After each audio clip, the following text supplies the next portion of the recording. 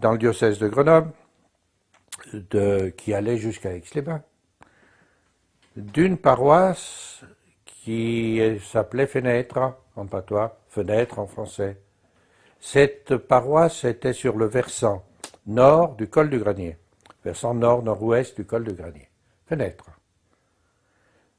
Ce devait être quelqu'un qui connaissait le français, qui se demandait comment il faut écrire fenêtre, parce qu'il n'avait entendu que fenêtre.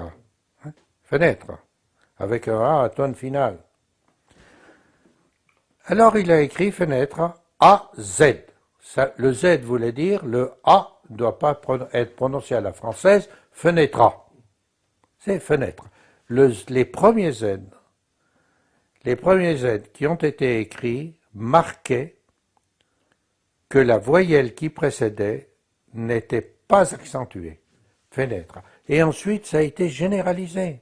La cluse, la fécle, la forcle, AZ, OZ aussi.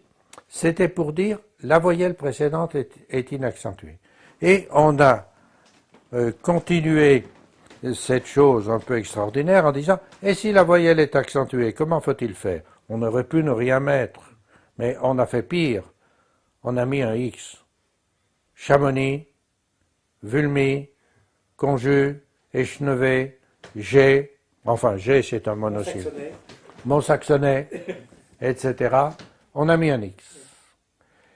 Si bien que dans la graphie des mots savoyards, n'est-ce pas, si on écrivait à la française, et le savoyard a été écrit à la française, avec les conventions graphiques du français, mais les mots n'avaient pas d'orthographe en français, c'était dans les lieux locaux.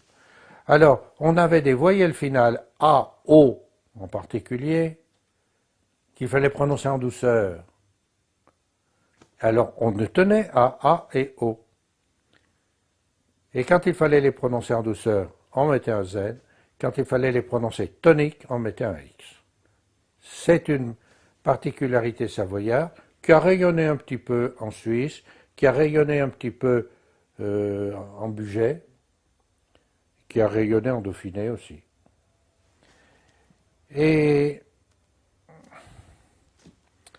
les Savoyards savent comment il faut prononcer, mais ce qu'on écrit, une seule habitude, c'est que à force de l'écrire, on le prononce.